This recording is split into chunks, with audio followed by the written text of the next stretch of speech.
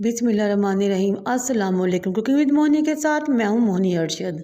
आज हम बनाएंगे बहुत ही मज़ा और टेस्टी और यूनिक सी मुल्फी सी टिक्कियाँ, जो इससे पहले ना कभी आपने सुनी होंगी और ना ही कभी आपने बनाई होंगी और ना ही देखी होंगी, यानी कि बंद गोभी की टिक्कियाँ। जिसके लिए मैंने 1 किलो बंद गोभी ले ली थी और उसको बारीक बारीक काट लिया था, जिस तरह कि आपको नज़र आ रहा है। अगर आप चाहें तो इसको चॉपर में चॉप भी कर सकते हैं, लेकिन इस तरह बंद गोभी बहुत ज़्यादा बारीक हो जाती है, इसलिए बेहतर यही रहेगा कि आप इसको हाथ से काट लें। बंद गोभी को काटने के बाद हम इसमें 2 दरमियानी साइज़ के टमाटर बारीक काट के शामिल करेंगे। फिर हम इसमें एक दरमियानी साइज़ का प्याज काट कर शामिल करेंगे, वो भी फाइन चॉप। फिर 5 से 6 लेंगे हरी मिर्चें और उनको भी बारीक काट कर हम इसमें शामिल कर लेंगे। ये बहुत ही यूनिक टेस्टी और मज़ेदार टिक्कियाँ रेडी होती हैं और पुलाव के साथ उसका लुत्फ़ ही दुबाला हो जाता है। अब हम सालन वाला चम्मच लेंगे, यानी कि जिससे हम सालन डालते हैं, वो 2 चम्मच हम इसमें मैदा शामिल करेंगे और 1 चम्मच इसमें कॉर्नफ्लावर शामिल करेंगे। इसकी मैदे और कॉर्नफ्लावर की ये रेशियो होती है, यानी कि जिस चीज़ में अगर मैदा 2 चम्मच डलेगा तो कॉर्नफ्लावर 1 चम्मच, यानी कि उससे आधा डलेगा। अब हम अपनी टिक्की में मसाले शामिल करेंगे। 1.5 टीस्पून हम इसमें नमक शामिल करेंगे और 1 टीस्पून इसमें पिसी हुई काली मिर्च शामिल करेंगे। इसमें नमक और काली मिर्च के साथ चाइनीज़ सॉल्ट यानी कि जीनो मोती भी इस्तेमाल होता है। अगर वो आपके पास अवेलेबल है तो आप यूज़ कर सकते हैं, लेकिन आपके पास अवेलेबल नहीं है तो आप इसमें हाफ़ टीस्पून चिकन पाउडर का भी शामिल कर सकते हैं। चिकन पाउडर शामिल करने के बाद अब हम इसमें 4 टेबलस्पून सोया सॉस शामिल करेंगे। फिर मैंने लिए 5 अंडे, जिनको मैंने एक अलग बोल में तोड़ लिया था, अब वो इसमें हम शामिल करेंगे।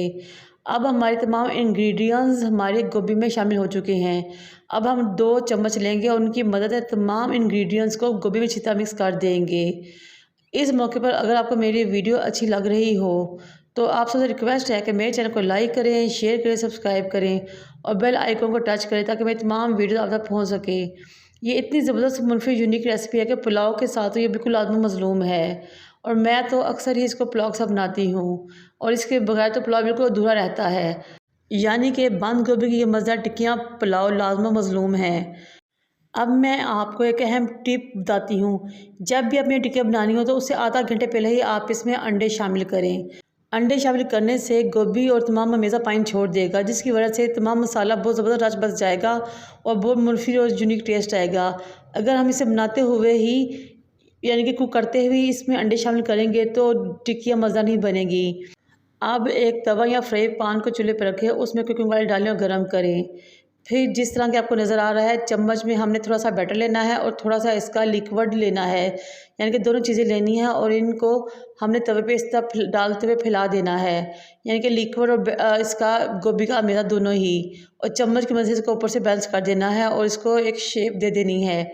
इस तरह 1 बाय 1 करके तमाम टिक्कियाँ बना लेनी है। जब टिक्कियाँ थोड़ी देर में सेट हो जाएँ, एक तरह से पक जाएँ, तो हमने इसकी साइड चेंज कर देनी है। ये देखिए माशाल्लाह बहुत ही ज़बरदस्त मज़ेदार खुशबूदार यूनिक बंद गोभी टिक्कियाँ रेडी हैं और इतनी ज़बरदस्त खुशबू आ रही है कि पूरे मोहल्ले में आपकी इन टिक्कियों की खुशबू जाएगी और हर कोई पूछेगा कि आज आपके घर में क्या बना है।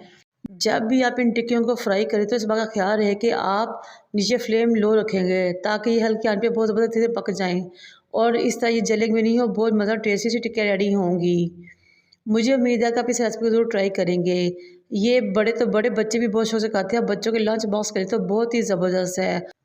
रमज़ान में आप अफ्तारी में इसको बना दें, यकीन कर लें आपकी अफ्तारी का लुत्फ़ दुबाला हो जाएगा। ये देखें माशाल्लाह कितनी ज़बरदस्त सी मज़ेदार सी बहुत ही गोल्डन गोल्डन यमी यमी हमारी गोभी की टिक्कियाँ रेडी हो चुकी हैं।